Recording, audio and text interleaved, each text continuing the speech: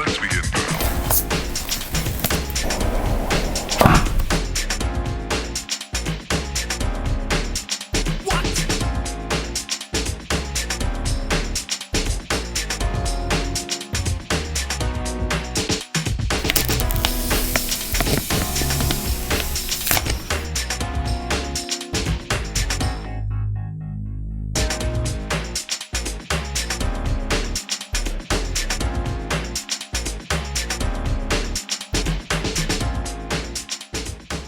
How's everyone, Grant here, welcome back to the channel. And I want to first start out by thanking Google and teampixel for sending out the Pixel 4a for me to review.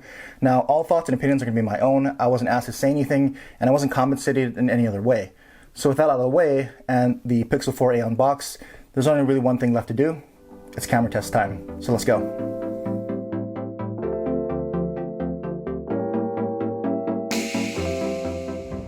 Hey everyone, and so like most of you know, the 4a is launching here in the US for $349. That's a pretty compelling price point. And I know most of you are probably thinking, well, there's other Android phones with similar components at a similar price point or even cheaper, but most of those phones aren't available here through US retail channels. And so really what we have here is the iPhone SE, which isn't even an Android phone, and the TCL 10 Pro, phones like the Motorola Edge, Galaxy A51, and the LG Velvet. And so while some of those are 5G, they're all going to be a lot more expensive as well.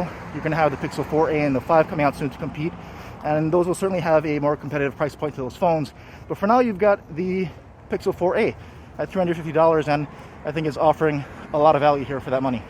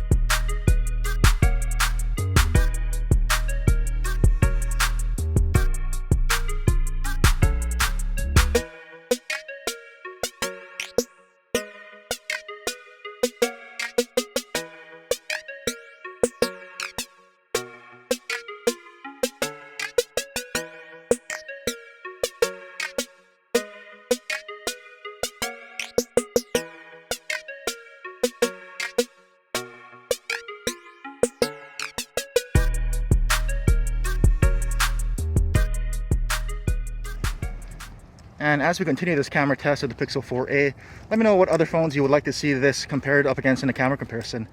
The popular choice seems to be the iPhone SE. There's also the OnePlus Nord that's pretty popular, but the Nord's not coming to the US, but I might consider importing one if there's enough people who like the video and really want to see that comparison. There's also the logical Pixel 3a, since the 4a is the obvious successor to that, and maybe the Pixel 4. But let me know, what phones are you interested in seeing a camera comparison here up against the Pixel 4a?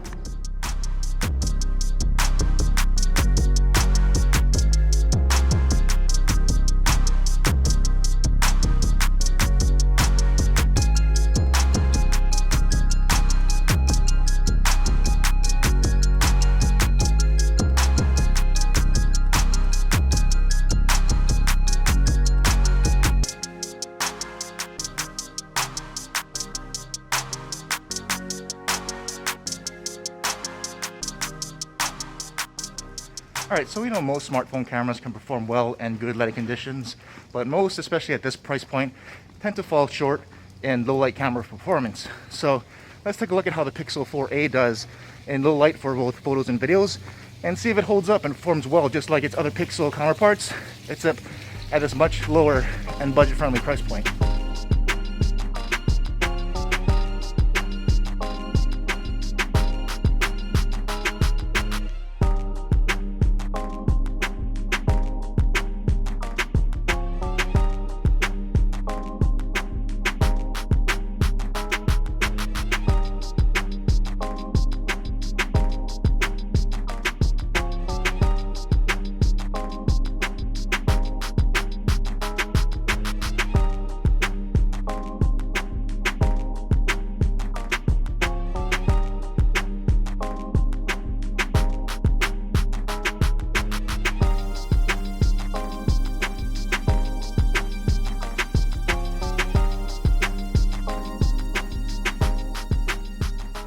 Hey everyone, so I apologize if this is not really exciting footage here, but given the current pandemic, I'm not really venturing off too far these days.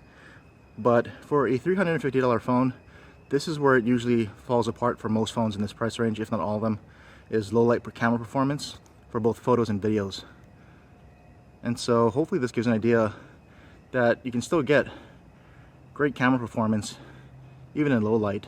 And this footage may not look spectacular, but it is pretty dark. And most phones, this would look a lot worse, I think, especially as you start to walk this way, more into a more dimly lit situation. Usually when there's very little light, most phones in this price range, you're not going to see anything, and the video is going to look very grainy and pretty much unusable. But for this price, you're getting the Pixel's great photo performance, but also great low light performance for not just photos, but also this video here. So this is pretty dark here.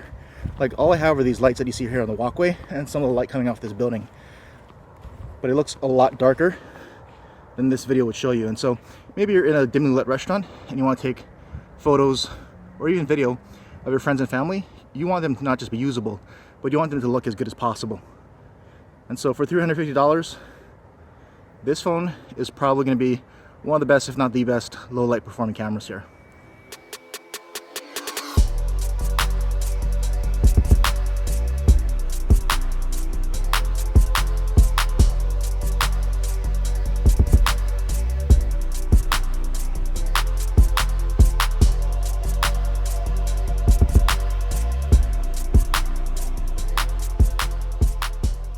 Okay, so now that you've seen all the photos and videos for yourself, how do you think the Pixel 4a performed here? For me personally, irrespective of the low price, I thought the 4a performed close to, if not on par, with my other Pixel phone cameras. And the still photo photography came out great with that HDR+, and for video recording, I thought the audio was nice and loud, especially for when filming outdoors. And the video quality, while not the best, I think it will still suit most people. I just don't think it's going to be as eye-catching because Pixel tends to lean towards more natural color tones, and so that's not going to be as eye-catching or as really flashy as maybe some people might want. But again, I think video quality has come a long way, and it's definitely going to be suitable for more than enough people. And to me, the big thing here is its low light performance. For $350, you're getting low light performance in your cameras like you're going to see in more of the $1,000 type of phones.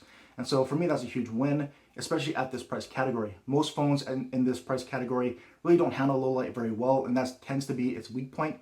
But for the Pixel, it performs pretty much just like any other Pixel. So low light photography and video come up pretty good, but at night sight really works as magic and does its thing. So I think for $350, low light performance, very close to other Pixels, and it's definitely a steal for what you can get here. But anyway, that's just what I think. I really want to hear what you have to think about the Pixel 4a. Let me know how you think the cameras performed here. Did you order one? You think about picking one up when it releases later this month? Let me know in the comments, and let's continue our discussion down there. And as always, thanks for watching.